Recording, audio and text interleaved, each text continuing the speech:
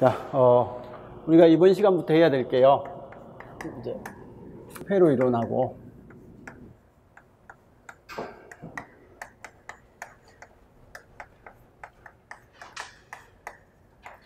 전자기하학하고 전자회로입니다. 개강이 좀 빨리 됐으면 좋았는데 지금 어쨌든 개강이 많이 늦춰져 가지고 20일 쪽이죠, 그죠? 7월 초순에 해야 되는데, 자, 어쨌든 이렇게 하고 지금 월수죠. 우리가 이렇게 돼 있고요. 월요일은 09시부터요. 14시부터요. 그리고 수요일은 09시부터입니다. 그래서 이렇게 수업이 될 거고, 그리고 이쪽은 언제가 될지 모르겠지만 토요일 정도에 이제 9월 8월 달 넘어가면 토요일 날 어쩌면 토요일이 될 것 같고요. 아니면 토요일이 될 가능성이 좀 더 클 것 같습니다. 그래서 09시부터 해가지고 혹시라도 진도가 좀 늦어진다 싶으면 이때 수업을 좀 해 나갈 겁니다. 그래서 해가지고 당분간은 월수로 나갈 겁니다. 월수로 나가서 이제 수업이 진행될 것 같고요. 그리고 수업 순서는 우리 이론한 순서입니다. 회로 이론하고 자기학하고 전자회로 해가지고 수업을 진행해 나갈 계획입니다. 그래서 이렇게 되고, 뭐 다른 건 지금 회로 이론은 이제 이 책으로 쭉 하면 되고, 그 다음에 전자기학은 책이 한 1주나 2주 후에 나올 것 같아요. 그래서 책 나오면 그때 미리 수업하시기 전에 미리 좀 풀어오시는 게 좋을 것 같습니다. 그래서 문제는 많이 풀어오고, 자기가 수업 시간에는 자기가 푼 방법하고 그 풀이법이 자기하고 어떻게 다른지 아니면 같은지 뭐 이런 거 체크하시면서 해야 수업을 좀 장시간 들어도 좀 피로감이 적을 거거든요. 안 풀어오고 하면 수업을 계속 뭔가를 적어야 될 게 많아가지고 좀 피로감이 많을 겁니다. 그래서 가능하면 좀 연습을 해 오시기 바라고요. 다른 뭐 수업에 하는 데 있어서 질문 같은 건 혹시 수업하는 거에 대해서. 그래서 이건 아직 미정입니다. 제가 8월 달까지 8월 말까지 토요일이 계속 수업이 잡혀가지고 보강을 못할 것 같고, 8월이 지나야 9월 달 돼야 아마 이 수업이 가능할 것 같습니다. 그래서 9월 달에는 아마 토요일까지 주 3일이 될 가능성이 있습니다. 자, 다른 거 없으시죠? 없으면 바로 그럼 수업 시작하도록 하겠습니다. 자, 시작할게요. 자, 1번, 일단 회로 이론은요, 파트만 일단 한번 보고 시작을 하겠습니다. 1장이 직류회로고요. 직류회로고, 그 다음에 기본 문제하고 그냥 기출문제 쪽 했고요. 2장은 직류회로 중에서도 종속 전원이 들어간 직류회로입니다. 그래서 종속 전원이 들어간 직류회로만 좀 모아가지고 문제 정리를 해봤고요. 3장은 이제 교류회로입니다. 3장이 기본 문제하고 기출 문제 해가 있는데, 이 교류회로에 9급 공문하고 7급 공문에 있는 문제들 쭉 정리를 해봤습니다. 그렇게 되고, 4장이 라플라스하고 전달함수요. 뭐 같은 내용인데, 라플라스하고 전달함수가 여기는 아마 전자직은 조금만 하셔도 될 것 같고요. 전기직은 좀 많이 하셔야 될 것 같습니다. 그죠? 전기직은 이게 기본이 되어 있어야 될 것 같은 내용인데, 앞에 1, 2, 3장은 전자나 전기는 다 같이 좀 잘해 주시고요. 그 다음에 5장의 필트요. 투포트는 우리 시험에 한 번도 안 나왔잖아요. 그죠? 투포트는 안 나왔는데, 항상 이론할 때도 말씀드렸듯이 투포트는 모든 회로의 기본이 됩니다. 기본이 되니까 그냥 회로 이해의 관점이다 생각하고 봐두시고, 필트는 전기도 중요하지만 오히려 전자가 더 중요한 파트인 내용 같습니다. 근데 작년에는 이제 전기전자가 다 이 필트 관련된 내용이 나왔으니까, 물론 필트 이야기는 아니지만 Q가 나오면 다 이 필트하고 연관지어서 나오는 것들이거든요.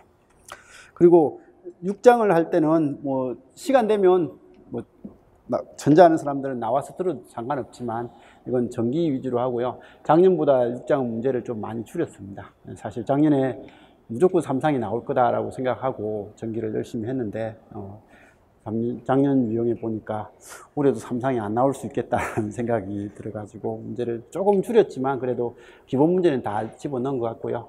3상이 처음 나왔다 생각했을 때 나올 수 있는 문제들은 아마 이 정도 이상은 되지 않을 것 같다는 생각에서 그냥 문제를 몇 개 줄이면서 정리를 해봤습니다. 그래서 이렇게 하고 수업은 한 장이 앞에 1, 2, 3장은 시간이 좀 1, 2, 3, 4장까지죠. 시간이 좀 오래 걸릴 거고 5, 6장은 뭐 하루 만에 그냥 끝낼 수도 있을 겁니다. 그렇게 시간이 많이 걸리진 않을 겁니다.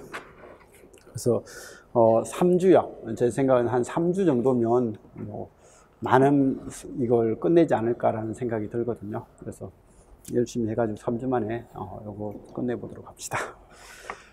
자, 그러면 1번부터 한번 풀어볼게요. 자, 반지름이 2mm인 구리도선에 2A의 전류가 흐를 때 1.602초 동안에 도선의 단면을 통과하는 자유전자의 개수를 한번 구해봐라. 전자의 전하량은 1.602 곱하기 10의 -19성 쿨롱이고 단위 최적당 8.5 곱하기 10의 28성계의 자유전자가 있다. 뭐 이런 것들도 기본적으로 중요합니다.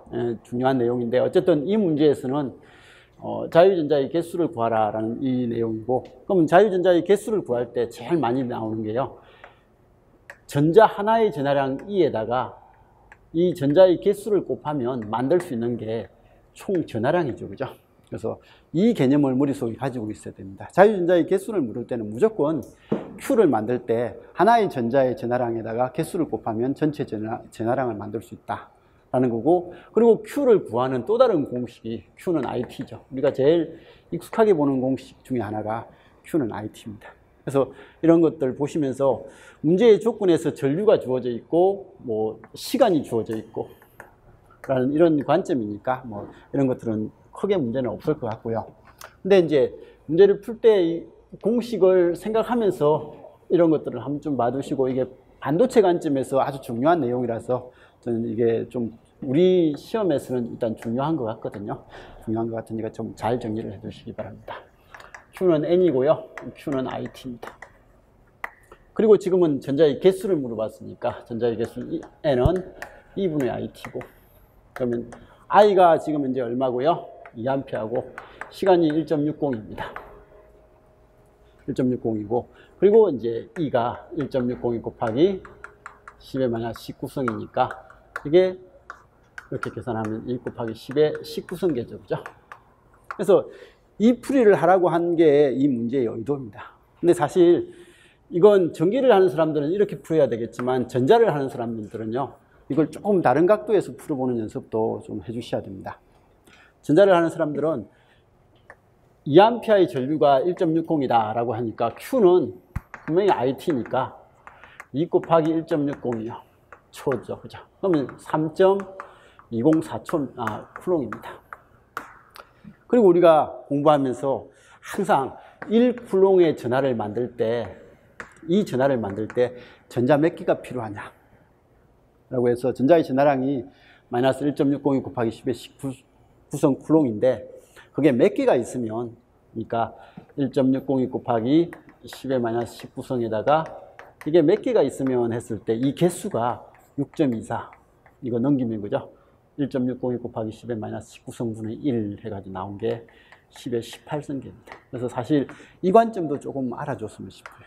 그래서 1쿨롱을 만들 때 전자가 몇 개가 모이면 1쿨롱을 만들 수 있냐 라는 이런 값을 좀 기억을 하고, 그러면 이건 3.2쿨롱이니까 이거 3배보다 좀 더 된다 라고 하니까 한 20 정도 될 것 같다 라고 해가지고 이게 20 곱하기 10의 18성. 그래서 이런 개수, 그래서 이 개수를 만들어 보는 이런 연습이 좀 필요할 것 같아요. 우리 처음 하면서 이걸 했습니다. 1쿨롱의 전자를 만들 때, 전하량을 만들 때 전자가 몇 개 필요하냐, 이런 관점이 좀 중요한 것 같습니다. 그래서 좀 봐주시고요. 자, 2번입니다. 어떤 저항에 1분 동안 100V의 기전력을 가했을 때 1200쿨롱의 전하가 이동되었다고 한다. 이때 이 저항 R의 값은 몇 옴인가 라고 이렇게 물었습니다. 그래서 이런 문제 나오면 그냥 저항에 1분 동안 전압 V가 이거다 라고 하고, 이런 전압을 가했을 때 기전력 1200쿨롱 Q가 요만큼 흘렀다, 그 다음에 이 저항 R은 얼마냐 라는 질문이면 수식으로 풀어서 그냥 정의를 해도 되는데요, 우리가 고등학생들을 가르치는 입장에서는 이런 문제를 나오면 무조건 이렇게 그림으로서 완성을 해놓고 문제를 좀 풀어주시면 좋겠습니다. 그래서 이 문제에 맞는 그림이요. 그래서 항상 우리 수업을 이제 혼자서 문제 풀어보시고 할 때 문제를 읽고 문제에 맞는 그림 그리는 연습, 이게 제일 먼저 돼야 될 내용 같습니다. 이게 잘 돼 있어야만 문제가 좀 어렵게 나오고 꼬아 나와도 그냥 읽으면서 그림을 한번 그려볼 수 있거든요. 평상시에 좀 연습을 많이 해주시기 바랍니다. 100V 진압입니다. R이 얼마인지 몰라요. 근데 시간이 60초 동안 전류 I가 흐를 건데 60초 동안 흘렀던 총 전하량, Q는 IT니까, 그죠? 그래서 Q는 IT니까 시간 주어지고 총 흐른 전하량이 있으니까 전류가 얼마인지를 알 수 있는 거예요. 그래서 1200풀롱이 흘렀는데 이게 I는 얼마인지 모르지만 시간이 60초라는 거죠. 시간이 60초가 됐으니까 그러면 60 나누면 20A의 전류가 흐르는구나.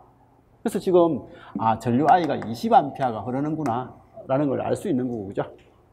그러면 이게 20이니까 100V 그렸는데 20A의 전류가 흐르려면 저항은 몇 ohm이 돼야 되냐 라고 하니까 저항은 보이는 IR에서 오음의 법칙에서 5ohm이 흐르면 되는구나, 5ohm이 있겠구나 라고 그냥 생각할 수 있는 문제죠, 그죠? 그래서 문제는 크게 힘들지 않을 겁니다. 그래서 이런 그림을 그려놓고 이 공식 생각해서, 그러면 I가 20이 나왔으니까 V는 IR이니까 R은 I분의 V다. 오음의 법칙을 적용시켜서 답을 만들면 된다. 수식으로는 그냥 이것만 적으면 되겠지만 항상 이 그림 그리는 연습을 좀 해주시기 바랍니다.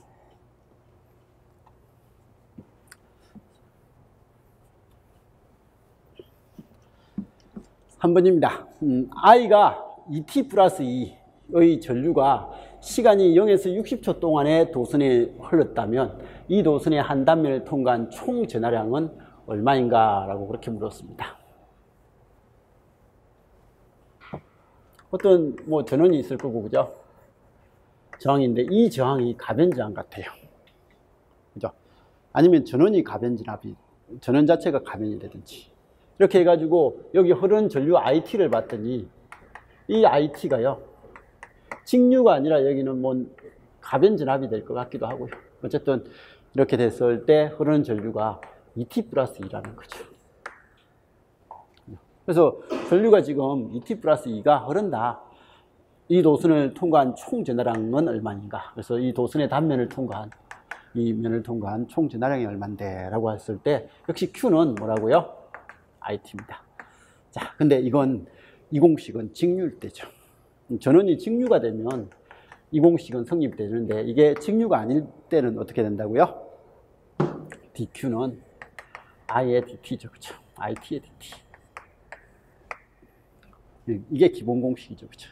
그래서 전류의 정의수식은요, T분의 Q가 정의수식이 아니라 사실은 전류의 정의수식은 DT분의 DQ잖아요. 그래서 DT분의 DQ가 단위 시간에 흐르는 전하량이라고 했을 때 그냥 일정할 때는 시간을 전체를 나누는 거지만 이게 일정하지 않으면 이게 미소 시간 동안에 흐르는 미소 전류, 이걸 구하는 거죠. 그렇죠? 그래서 이 전하가 얼마 통과했다라고 해서 이 공식이 전류의 기본 정의수식이거든요. 이 정의수식이니까 그러면 DQ는 뭐라고요? I의 DT 형식이 될 거고. 그러면 통과한 총 전하량이 얼마냐라고 하니까 이걸 양변 뭐 한 거예요? 적분을 한 거예요. 그래서 적분을 하면 Q는 뭐가 된다고요? Q는 인테그랄 IT의 DT. T가 0부터 T0부터 T1까지 이런 형태의 수식이 될 겁니다. 그러면 이제 이 문제에서는 이게 0에서 60까지니까 이렇게 구하면 된다 라고 해가지고 그냥 수식으로는 0에서 60까지 이 전류가 시간에 따라서 바뀌는 거니까 2t 플러스 2를 적분을 하면 된다라는 그런 내용이고, 그죠? 그러면 t제곱 플러스 2t인가요?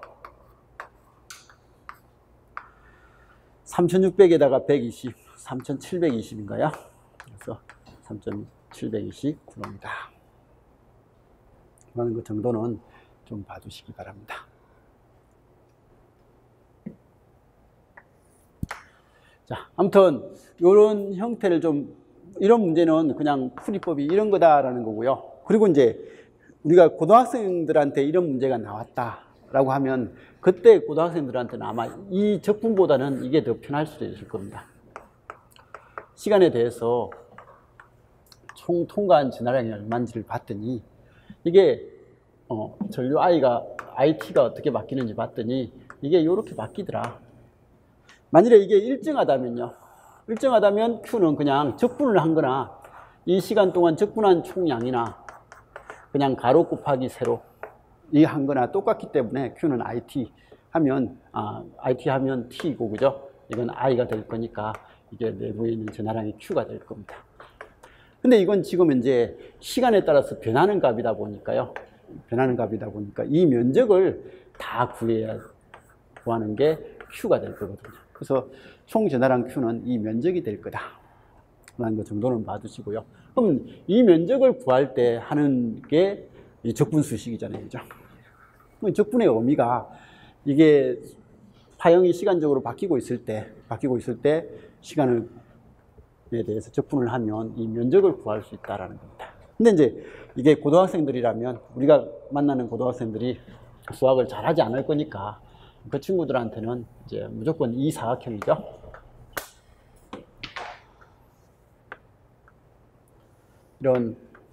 이런 사각형을 뭐라고 부르죠? 네? 사다리꼴이라고 하나요?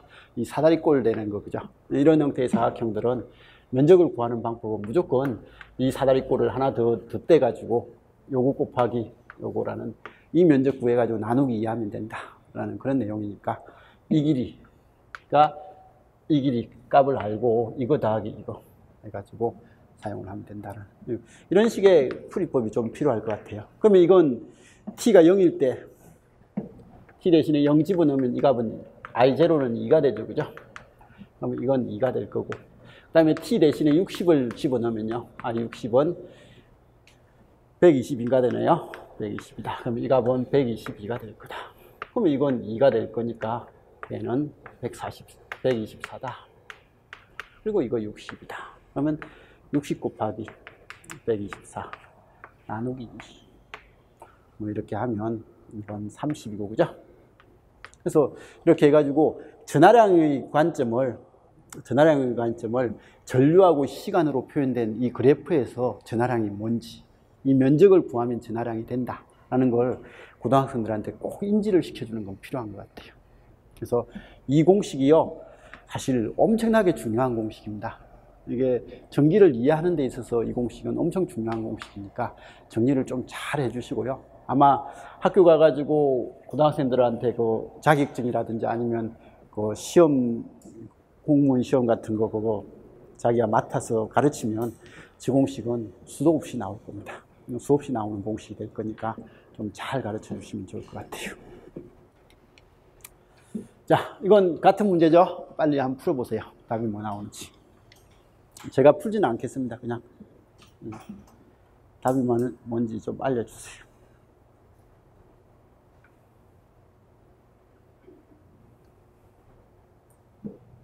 얼마 나와요? 20 나오나요?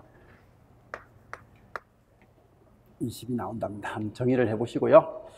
자, 5번입니다. 반경이 1mm이고요. 길이가 58인 구리도선 양단에 직류전압 100V가 인가되었다고 할 때 이 구리도선에 흐르는 직류 전류가 얼마인가 라고 그렇게 이야기했습니다.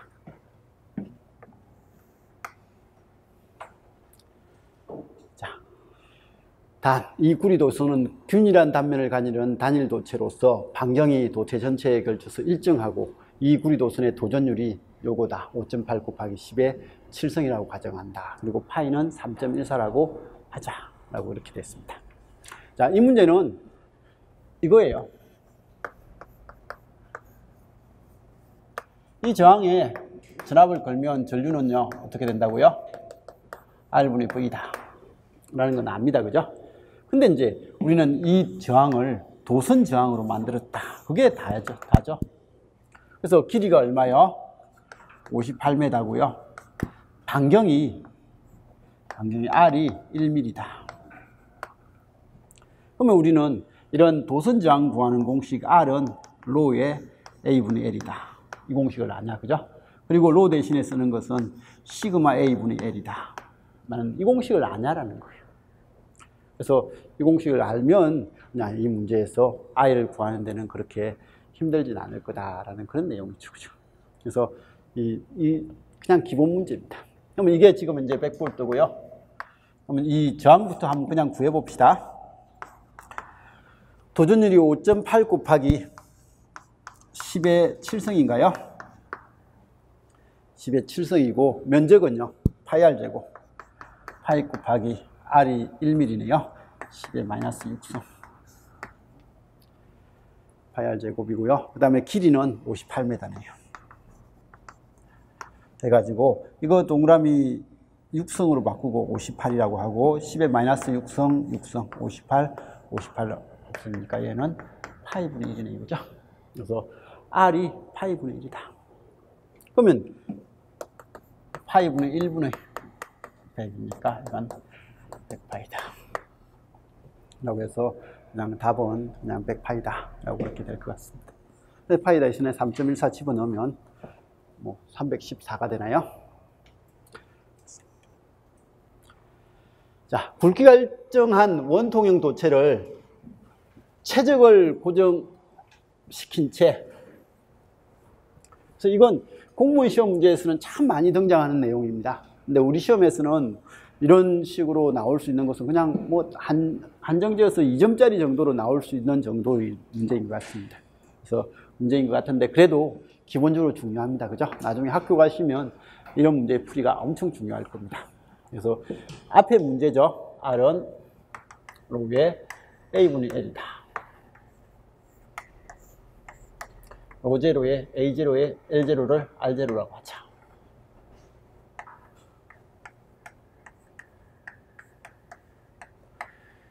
근데 최적은 고정시킨 채. V는 일정. 이 V는 최적 V죠. 최적 V를 일정하게 한 채에서 지름이 절반이 되게끔.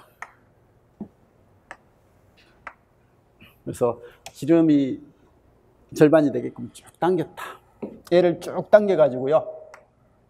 얘가 절반이 되게끔 이렇게 만들었다. 그러면 이렇게 당겼을 때, 그러면 이렇게 당겨져 있는 요 저항은 얼마냐? 라는 그런 선택이죠. 그럼 이게 L-가 될 거고요. 이 면적이 A-가 될 거다. 그래서 이렇게 되죠. 근데 이때 조건은 뭐예요? 잡아당겨도 고유 저항은 변화가 없다. 뭐 이런 조건이 하나 있어야 되겠죠. 그죠? 그래서 물질의 특성은 변화가 없다. 라는 이런 조건이 있어야 될 겁니다. 그러면 이렇게 됐으면 이게 지름이 여기 D0라고 하면 지름이 반으로 줄었습니다. 이 D-가 2분의 D0가 됐으니까 이건 반지름도 R-도 2분의 R0가 되겠죠.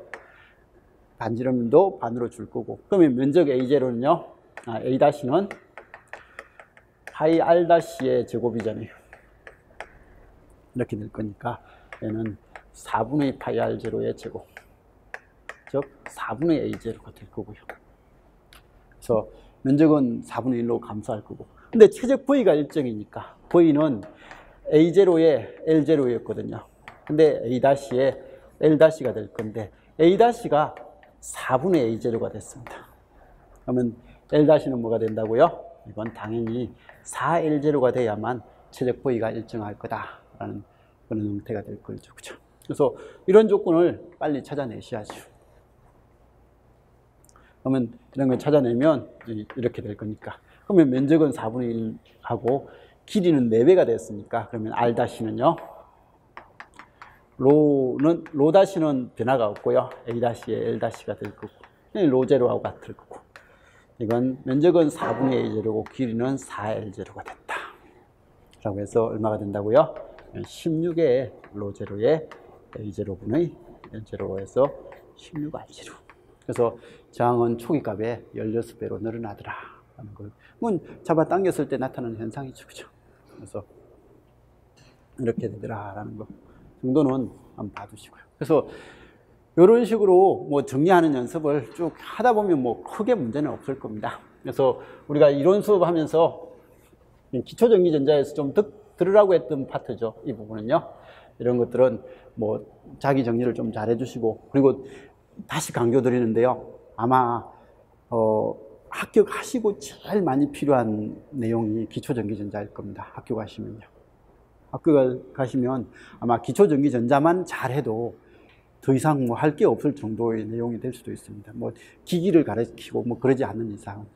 그래서 그러니까 정리할 때도 기초전기전자를 조금 더 열심히 보시고 공부를 좀 잘 해주시기 바랍니다. 그 부분이 진짜 중요합니다. 우리 고등학생들을 가르치는 입장에서도 그 부분이 제일 중요할 거니까 정리를 좀 잘 해두시기 바랍니다. 자, 그때 A0요, L0입니다. 그래서 이걸 바꿨습니다. 그래서 R0가 로0에 A0분의 L0 됐습니다.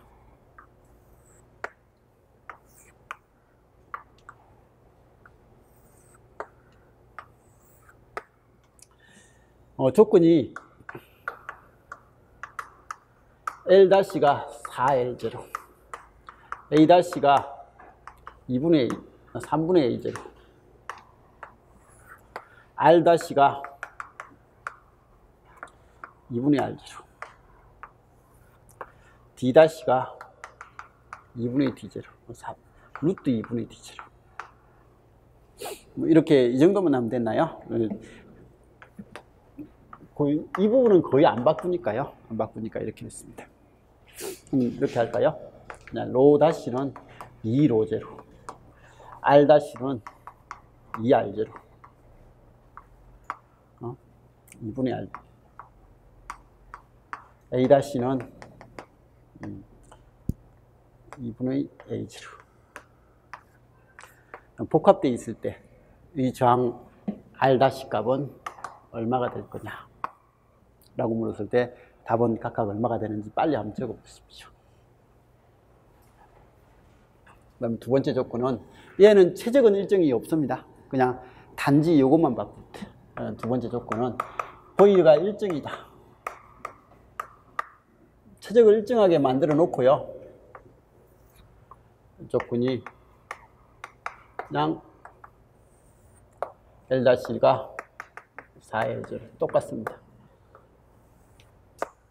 A-는 3분의 A0가 됐다. R-가 2분의 R0, D-가 루트 2분의 D0.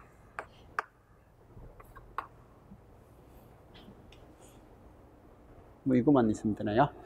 자, 이게 있을 때, 이 조건이 있을 때 R-는 얼마가 되냐 라고 해서 이 네 가지만 한번 각각 해보도록 합시다. 이런 것들은 그냥 연습만 좀 잘 해두시기 바랍니다. 자, 여기는 답이 뭐죠? 몇 배가 되죠? 입을 가리고 있으니까, 그죠? 이건 4배가 되나요? 여기는요? 3배가 되나요? 여기는요?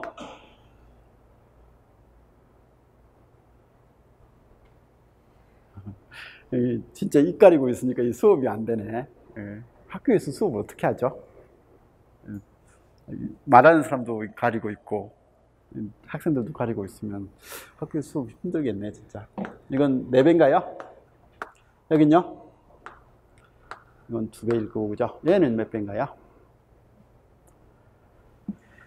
여기는 고유장 2배, 반지름 3분의 1배, 면적 2분의 1배.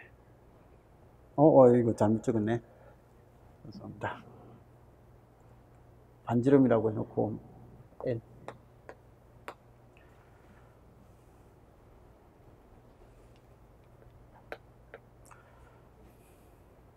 이건 9배가 되나요?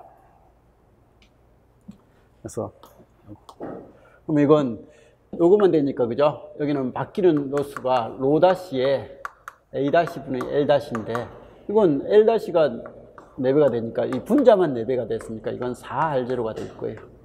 얘는 분모가 3분의 1로 오니까 3분의 1분의 1이니까, 그죠? 변화분은 이겁니다. 1분의 4가 되죠. 그래서 이거는 3R제로가 될 거고, 얘는 이게 되니까 A가 4분의 A제로가 되겠죠. 그래서 이게 될 거니까 얘는 4분의 1분의 1이 되니까 역시 4R제로가 될 거고, 여기는 직경이 이렇게 되니까 직경이 루트 2분의 1이 되면 반지름도요 루트 2분의 1이죠. 그러면 이거 이렇게 되니까 면적 A'가 2분의 A제로가 될 거고, 그럼 얘는 2분의 1분의 1이 돼서 2R제로가 될 거고죠. 얘는요 보유자항은 2배고요 면적은 9분의 1이 되겠네요. 그리고 길이는 2분의 1이 될 거예요. 그래서 2분의 1이 될 거니까 이렇게 되니까 9R제로가 되겠죠. 그죠? 그래서 이런 모양이 될 겁니다. 하나하나 안 따져봐도 되겠죠. 그래서 이런 형태가 될 건데, 이제 조건이 바뀌면요, 이런 조건으로 바뀌면 최적이 일정한 거니까 V0는 면적에다가 길이가 될 거고, V-는 A-에다가 L-가 될 건데, 이게 일정이죠. 같으니까 지금 이제 길이가 4배가 되면 이 최적 V가 일정이니까 얘하고 얘가 같은데 얘가 4L0가 되니까 얘는 4분의 1입니다. 그래서 여기는 또 다른 조건이 A-가 4분의 A0가 될 거예요. 그래야 이거 두 개 곱하면 똑같은 값이 될 거고죠. 그러면 R-는요, 얘는 4분의 1분의 4가 돼서 16배의 R0가 될 거다. 이런 내용이죠. 그죠? 면적이 3분의 1로 줄었다 라고 하니까 면적이 줄게끔 잡아당겼으니까 길이 L-가요 3L0가 되겠죠. 그래서 3L0가 되면 최적이 일정할 거고, 그죠? 그러면 이렇게 될 거니까 얘는 3분의 1분의 3이 돼서 9R0가 될 거고요. 반지름이 반이 됐다 라고 하면 A-가 4분의 A0가 될 거고, 그러면 L-도 얼마가 된다고요? 그건 4L0가 될 거예요. 그러면 이거하고 똑같네 이거죠? 그래서 똑같이 얘는 16배의 R0가 될 거고, 직경이 루트 2분의 1이 되면 면적은 2분의 1이 될 겁니다. 그래서 제곱이니까, 그죠? 그래서 2분의 1이 될 거고, 그러면 길이도 몇 배가 되고요?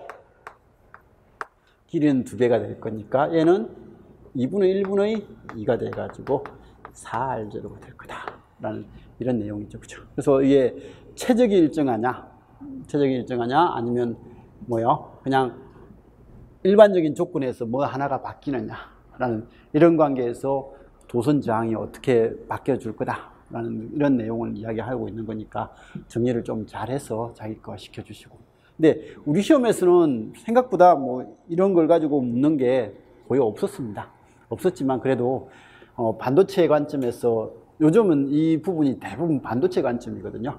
반도체 관점에서 이런 이야기가 많이 등장을 해요. 많이 등장을 하니까 언젠가 한번 등장할 수 있는 문제가 될 수도 있습니다. 정리를 잘 해놓으시고요. 그리고 진짜 학교 가시면 이게 공무원 문제에서도 많이 등장을 하는 거고 자격증 문제에서도 많이 나오는 거니까 학교 가시면 오히려 많이 써먹을 수 있는 내용이니까 정리를 잘 해놓으시기 바랍니다. 그러면 이 문제의 답은요, 굵기가 일정한 원통형 도체를 최적을 고정시킨 제 V 일정이죠. 지름이 반이 됐다. 지름이 반이 됐으면 반지름도 반이죠.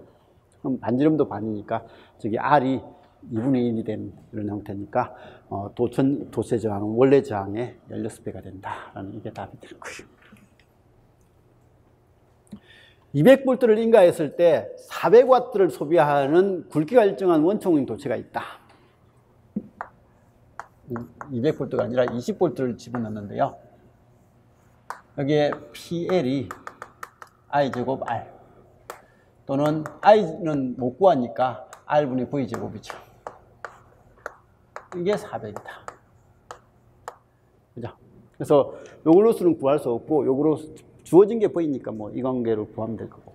그러면 이게 되려면 지금 이제 R이 얼마라는 거예요? R이 1옴짜리다. 그래서 지금 초기 값이 초기에 구성되어 있는 저항이 1옴짜리 저항이 있었다. 그럼 이때 최적은 변하지 않게 하고 최적 일정이죠. 지름이 역시 절반이 됐죠. 지름이 절반이 되면 반지름이 절반이 되고 면적은 얼마가 되고요?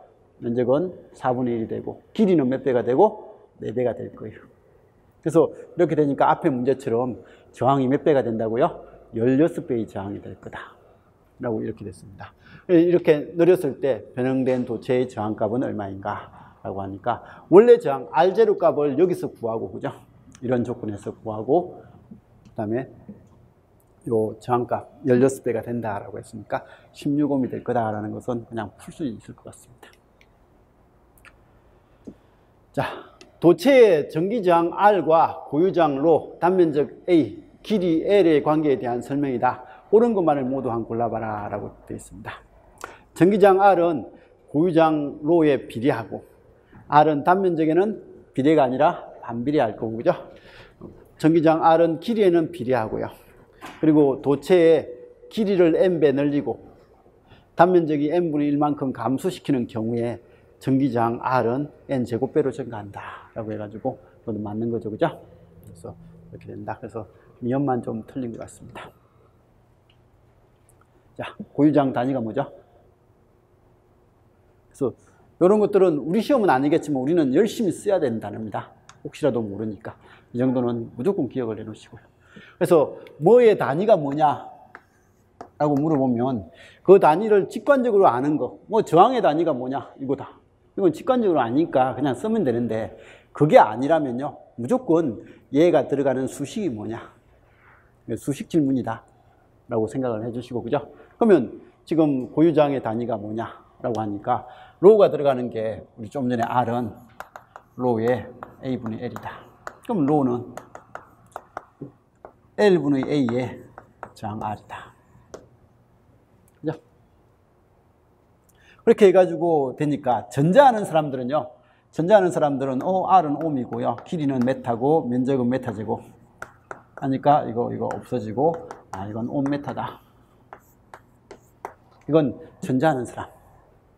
근데 전기하는 사람들은요, 요런 단위도 중요하지만 전기 쪽에서는요, 도선을 쓸 때 얘는 전자는 기본 이제 개념적으로 중요하니까 이걸 쓰는 거지 뭐 큰 문제는 없습니다. 근데 전기는 모든 게 도선이에요, 그죠? 도선 가지고 모든 걸 뭐 연결을 하고 하다 보니까 도선에 대한 개념 자체가 중요해요. 그리고 도선의 단면적을 이야기할 때 메타 제곱으로 표현하면 이건 감이 안 맞는 거잖아요, 그죠? 단면적 이야기할 때는 무조건 밀리미터 제곱으로 합니다. 그래서 전기는 이 면적을 이야기할 때 밀리미터 제곱을 이야기하거든요. 길이는 메타가 되든지 킬로미터가 될 수도 있는 거고요. 그래서 이렇게 되다 보니까 아예 전기하는 책에서는요, 이 단위는 옴이고요, 얘는 메타인데 얘는 밀리미터 제곱으로 이렇게 표현을 해요. 그래서 이런 식으로 표현하니까 이 표현법도 한번 좀 봐놓으시기 바라고요. 그래서 예전에 제가 배울 때는요, 거기 전기법규에서 제가 자격증을 준비할 때는 전기법규에서 길이, 이 전선의 굵기를 그 밀리미터로 했거든요. 그냥 반지름이 얼마다, 직경이 얼마다, 이렇게 이제 법규 공부를 했는데, 요즘 법규는 다 이게 메타 제곱으로 나타나잖아요, 그죠? 단면적이 얼마에 뭐 이런 걸로서 법규 문제들이 다 바뀌었지 않습니까, 그죠? 그래서 바뀌어가지고 제가 한 3년 전인가 4년 전에 자격증을 이제 공사기사를 따려고 하면 법규를 봐야 되거든요. 법규하고 자기항만 보면 되는데, 그냥 기사를 보려면. 그때 응시를 하려고 보니까 법규를 다시 보라고 하더라고요. 근데 법규에 다 이 단위가 이렇게 바뀌었더라고요. 제가 외웠던 게 하나도 쓸모가 없더라고요. 그래서 이런 것들은 한번 봐두시고요.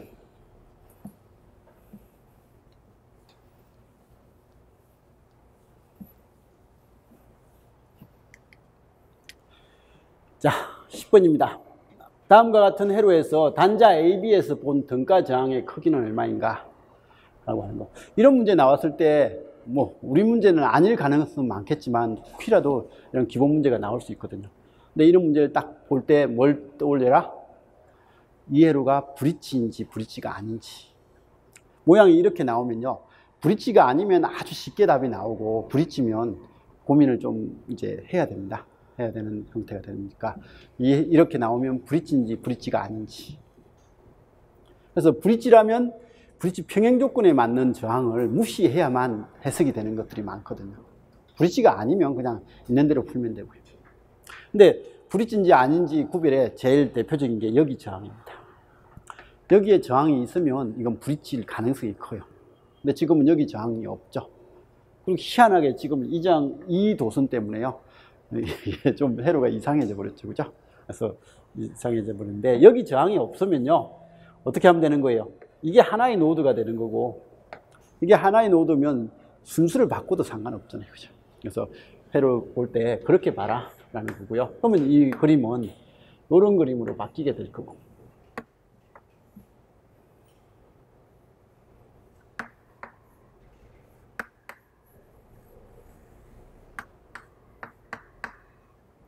그래서 사실 얘로가 되면 얘 저항을 이렇게, 얘 도선을 이렇게 옮겨버리면 이 이옴하고 단락된 회로하고 도선이다 보니까 이게 0이 돼버리죠. 그래서 이건 따로 0이 돼버리는. 정확하게는 그림을 이렇게 그려주면 좋겠네요.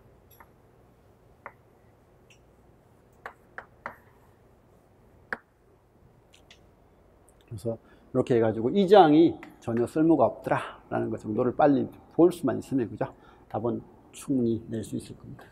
이거 4, 이거 6, 여기 당겨서 여기 있다 라고 생각하면 6, 그 다음에 이거 12, 이거 2하고 0하고 병렬이니까 0 해가지고 하니까 얘는 4하고 6하고 12의 병렬이 될 거고, 4, 6 병렬 합성하면요,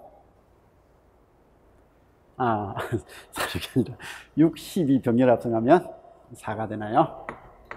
4, 4 병렬이니까 합성하면 2가 된다 라는 그런 내용이죠. 그죠?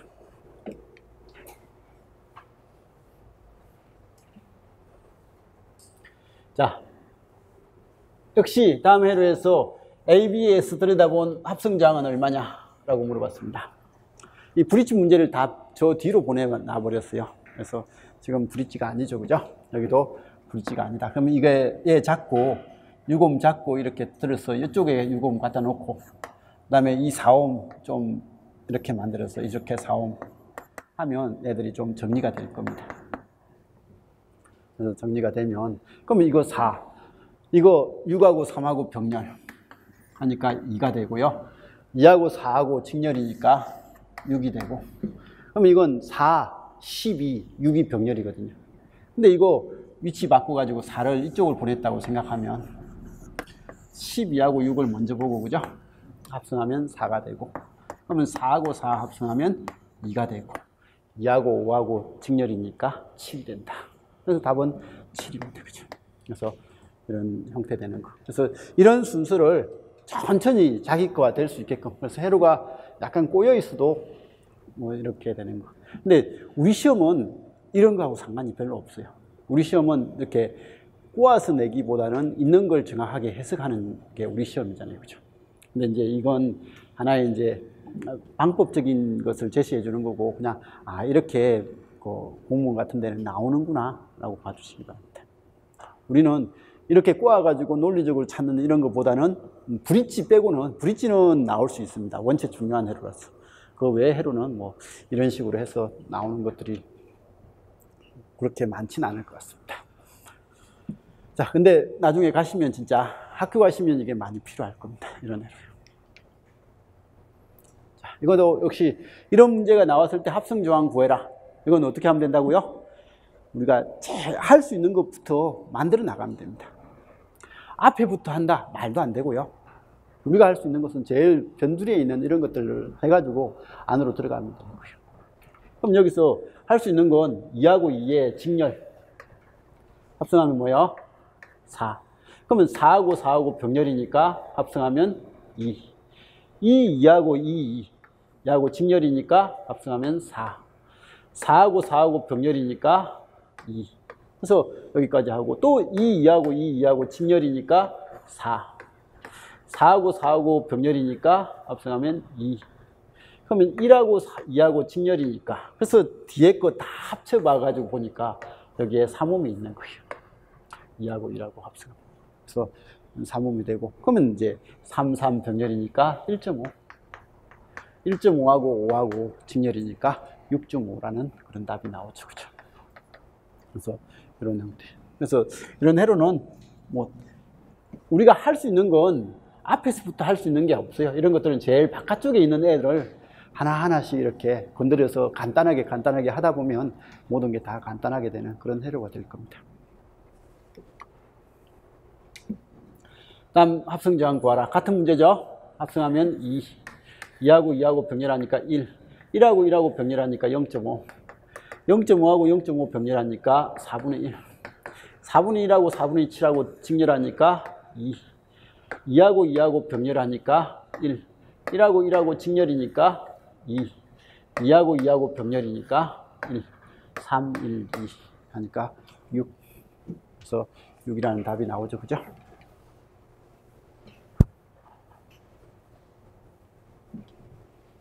역시 똑같은 문제죠. 4하고 12. 이것부터 우리가 손댈 수 있잖아요. 병렬이니까 얼마요? 3. 3하고 1하고 직렬이니까 4. 또 4하고 12니까 3. 3하고 1하고 하니까 4. 또 4하고 12네요. 4하고 12니까 얼마요? 3. 3하고 6하고 병렬이니까 2. 그러면 1, 3, 2, 3. 이렇게 될 겁니다. 총 8인가요? 9가 되나요? 9.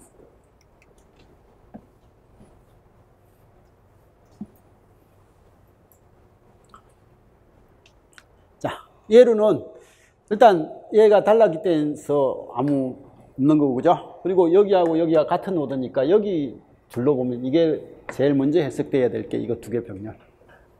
그죠? 그래서 이게 두 개 병렬이 얼마요? 2. 1하고 2하고 직렬이니까 3. 3하고 6하고 병렬이니까 2. 2하고 2하고 병렬이니까 합성하면 1.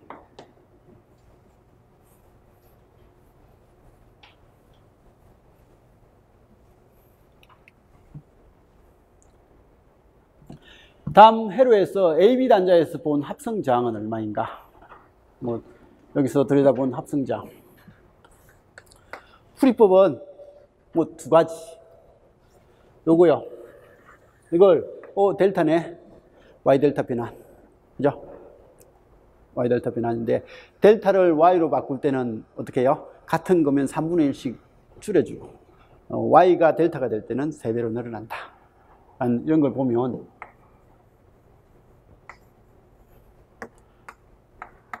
9, 9가 되니까 3, 3, 3. 이 수식은 나중에 적을게요. 지금은 이걸 하려고 하는 게 나중에 이런 수식이 있으니까 거기 정리를 하고요. 여기에 원래 있던 3, 3. 이렇게 합성 저항을 구하면요.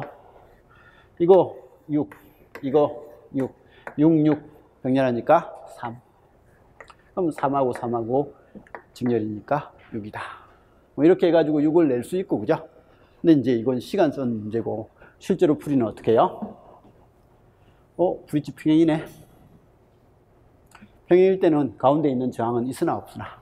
그럼 없으나 할 때가 해석이 편하니까 끊어주고. 끊어주니까 이 저항 합성하면 12. 이 저항 합성하면 얼마요? 12. 12, 12 병렬이니까 6. 뭐 이런 식으로 해서 6이라는 값을 쉽게 낼 수 있을 겁니다. 그래서 이게 브릿지가 평행이냐 아니냐의 그 관계를 먼저 체크해 보는 게 우선순위일 거예요. 그래서 우선순위니까 항상 브릿지 문제는 평행이냐 아니냐부터 체크하는 겁니다. 이렇게 풀면요. 이건 지금은 333이니까 같은 거 3개니까 뭐 그렇게 시간이 안 걸려요. 그렇게 시간이 안 걸리는데 이게 다른 거라면 이거 만드는데 Y 델타 변환하는데 시간이 많이 걸리니까 일단 평행 조건부터 확인하는 게 우선입니다.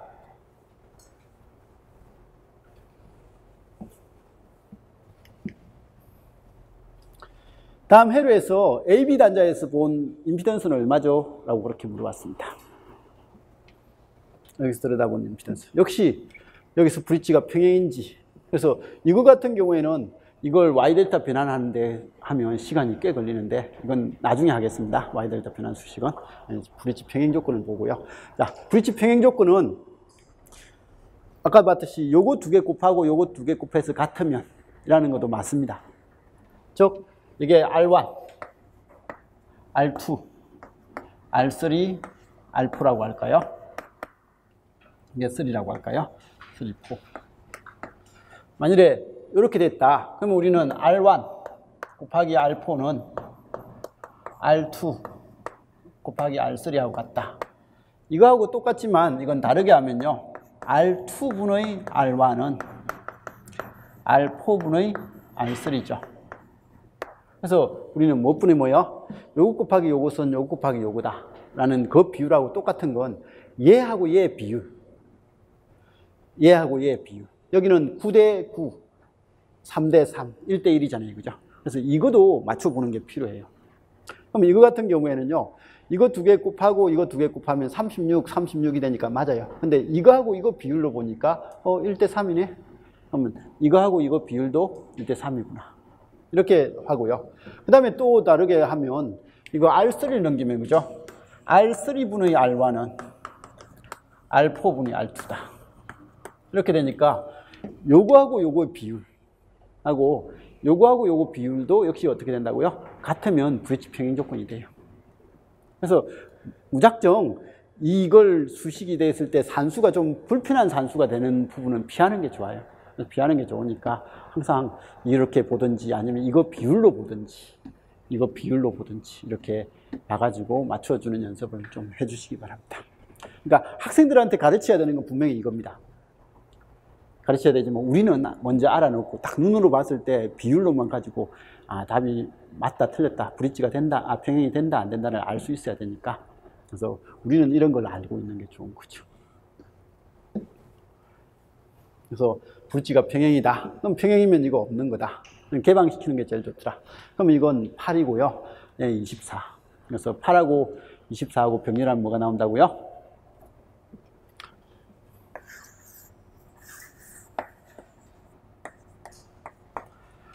병렬할 때 이게 거기 합성저항 구하는 거요. 역시 나중에 이건 써먹을 수 있을 겁니다.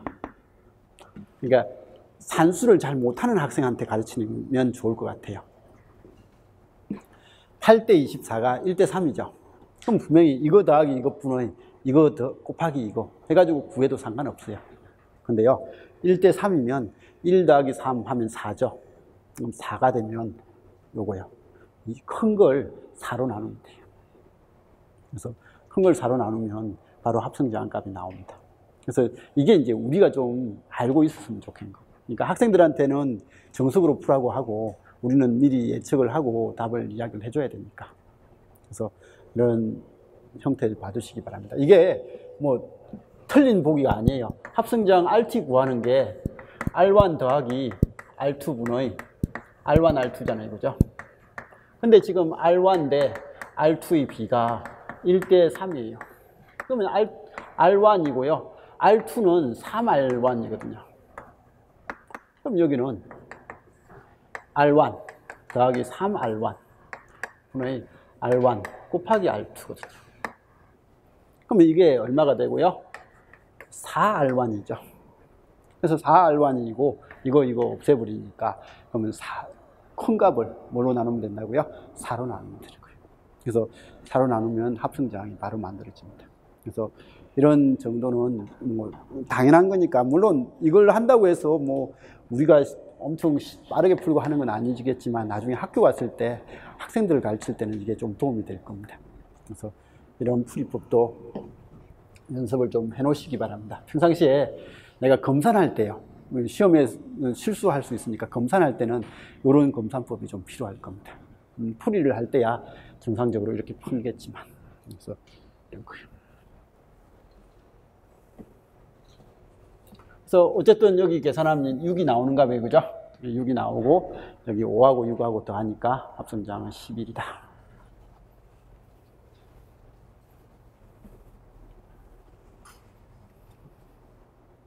자, 역시 우리 시험하고는 크게 상관없습니다.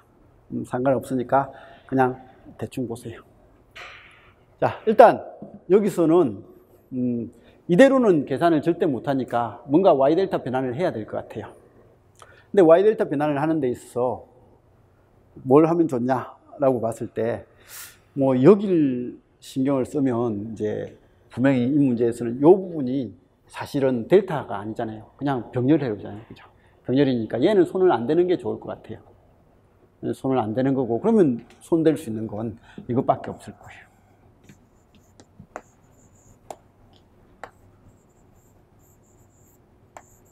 이렇게 하면요, 이게 없어지니까 요 병렬회로 하나를 그냥 저항으로 이렇게 만들면 이게 전체적으로 한 줄로 가다가 두 줄로 가서 맞물려서 한 줄로 가니까 그냥 병렬회로가 돼버리죠.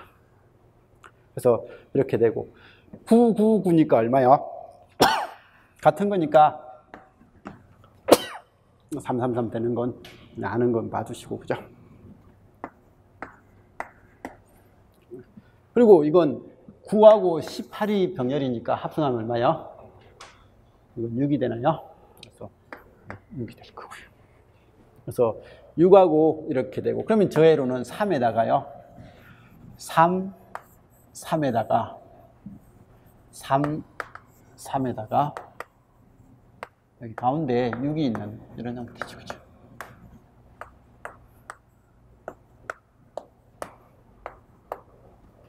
이런 회로가 되버리죠. 그래서 요 회로가 되고, 그러면 합성저항은 6. 합성저항은 얼마요? 12. 그럼 12하고 6하고 병렬이니까 얼마요? 4. 그래서 4가 되고, 3, 4, 3이니까 합성저항은 10이 된다.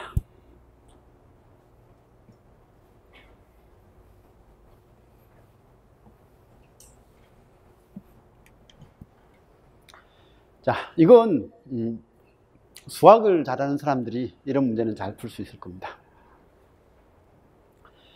다음 회로에서 저항 R 및 ER이 그림과 같은 형태로서 무한히 반복된다. 이런 게 계속 R, ER이 계속 무한 반복된다. 이때 합성저항 얼마냐? REQ가 얼만데? 라고 물어보면 얼마예요? 이건 대충 ER이 될 거예요. 왜냐하면 그냥 여기서 들여다보면요, 여기는 3R이고 이게 마지막 단위라고 하면 3R이거든요. 3R하고 2R하고 병렬하면 1R보다 좀 크죠. 그러면 1R보다 좀 큰 거고, 그러면 1R보다 좀 큰 거에다가 R을 더하니까 2R이죠.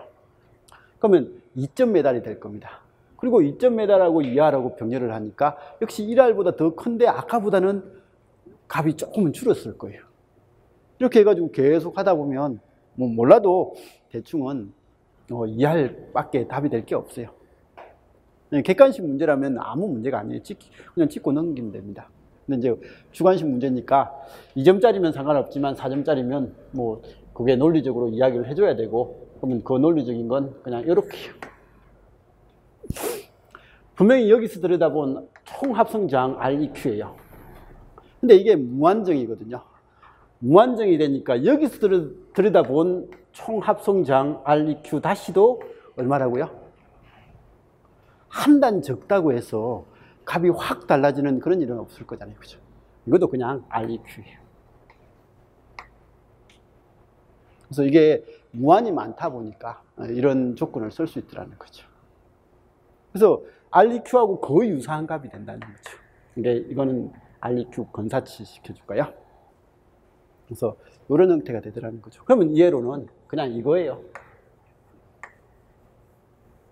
R, ER, REQ.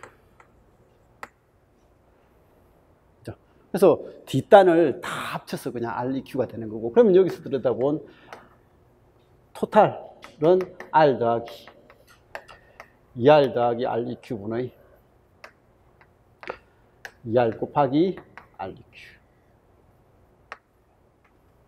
이게 될 거고, 그죠? 그러면 이거 넘기면 ER에 REQ 플러스 REQ의 제곱, 이건 ER 제곱 REQ 플러스 ER의 REQ, 이런 형식이 될 거고, 요거 없어질 거고요. 그럼 얘는 REQ의 제곱 마이너스 REQ. 뭐가 하나 맞네요. 플러스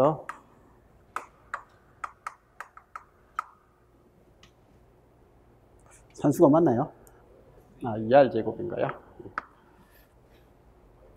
그래서 ER 제곱이다. 여기도 마이너스네요. 둘 다 넘어갔으니까. 그러면 이렇게 되니까 여기는 REQ, REQ.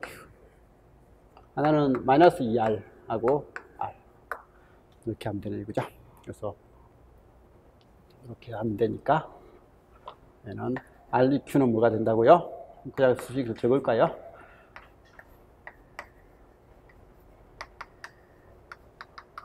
그래서 REQ가 마이너스 R이 돼야 되는데 그 마이너스 R은 될 수 없고, 그죠? 그래서 될 수 있는 것은 REQ가 뭐가 된다? 2R이 되면 된다 라고 하는 이런 조건이 됩니다. 그래서 요 관계 그냥 요런 리듬으로 된다라는 것만 알면 됩니다. 그래서 이건 수학 문제지 사실 우리 문제는 아니죠. 근데 이런 식으로도 푸는 게 있다라는 것 정도를 좀 봐주시기 바랍니다. 자, 20분입니다.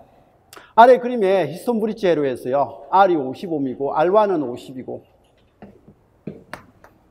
R3가 5고 그 다음에 R4는 30이다 라고 한다면 R2 값이 얼마가 되냐? 단 금융의 지시는 0이다. 그러면 이렇게 되니까 요거 곱하기 요거 하니까 1500이 나오잖아요. 수치가 크잖아요, 그죠? 수치가 클 때는 그냥 보기 좋게 50대 5네, 10대 1이네, 그죠? 이게 10대 1이니까 얘도 10대 1 만들어주면 되겠네. 이렇게 봐주시면 되는 거예요. 그래서 그냥 요 곱하기 요거, 요 곱하기 해도 나오지만요. 그래서 이건 300. 그래서 이렇게 하면 이것 대 이거는 1대 6이에요. 그러면 이것 대 이것도 1대 6. 뭐 이렇게 되는 것은 알아서 봐주시고, 그죠? 그래서 당연히 학생들한테 가르칠 때는 모든 책들이 브릿지 평행 조건은 요거 곱하고 요거 곱한 게 같아야 된다라는 이걸 이야기하고 있으니까 책을 봐야 되니까 당연히 그렇게 가르치는 거예요. 근데 우리는 그냥 눈으로 딱 보고 아 이게 대충 얼마겠구나 라고 알고 접근을 하는 게 필요한 것 같아요. 자, 그러면 커피 시도 문제니까 조금 쉬었다 할까요? 자, 아무튼 문제를 앞에는 그렇게 뭐 엄청나게 중요한 그런 내용은 아닌 것 같고, 그리고 뭐 이 정도면 해도 충분할 것 같으니까 후다닥 넘어왔는데, 지금부터 푸는 문제가 어려운 풀이법이 있으면 설명을 좀 할 거고요, 아니면 그냥 쭉 넘어갈 겁니다. 그래서 가능하면 다음 시간부터는 이제 이게 풀어 오십시오. 풀어 오셔가지고 자기 풀이법하고 확인 좀 해보시고 그렇게 해주시는 게 좋을 것 같습니다. 자, 좀 쉬었다 합시다.